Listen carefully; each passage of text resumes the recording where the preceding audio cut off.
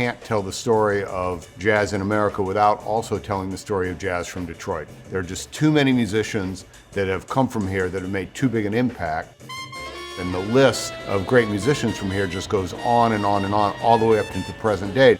I don't think the Detroit jazz musicians have gotten their due as a group. Until you put all of these musicians together, you don't really realize how profound an impact that the city has had on the course of modern and contemporary jazz. And if you just look at the list of artists and you're a jazz fan, it's like, wow, all these guys are from Detroit?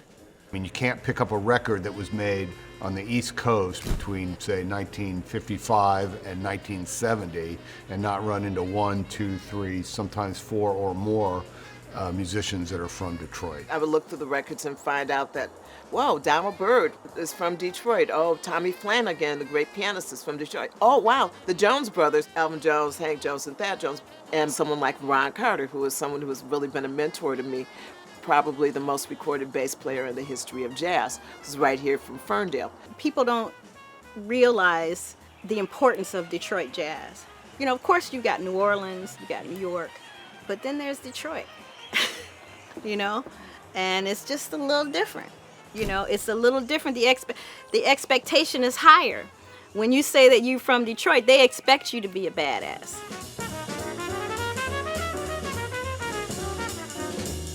Why is it that this town of all cities would have, because I mean it's out the way, and why is it that it became the music center? And I was talking to some people today.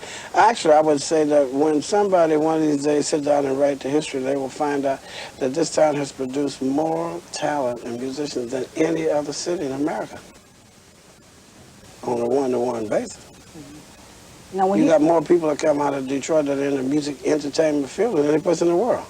Jazz is an expression of African American culture.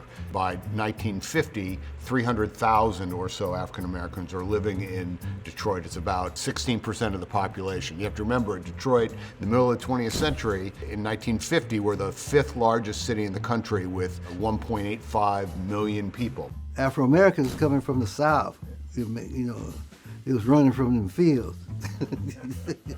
Oh, we can work the factory. That's like heaven, you know. And they getting a steady paycheck, and the paycheck was, after a while, became really substantial. So this became like one of the first middle classes. You know, it was built from the auto industry. They had good insurance, good pensions. They couldn't do any wrong.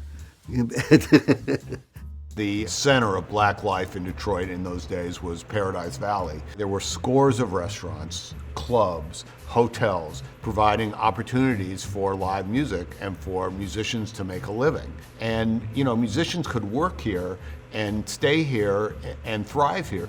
And those neighborhoods, just walking down the street, you could hear blues and jazz seeping out of windows. This sort of thick haze of blues and swing just kind of would settle on street corners. There was classical music in the community, gospel music in the community. Detroit was a center for all kinds of musical activity. You can't underestimate the way in which the culture was saturated with music. Jazz is an expression of all of that. These places were significant in that it created a space for the African American community, for musicians, for doctors, for lawyers, for families.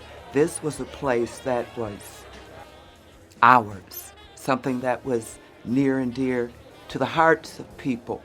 It was a domain. The name musicians were working around here. I'm talking about like Charlie Parker, John Coltrane, and those they would live in Detroit and would go to New York to record, and then come back here and work the region.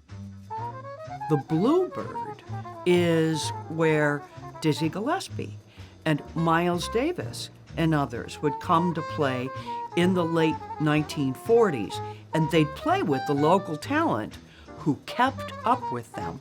In fact, inspired them. And, you know, they brought this energy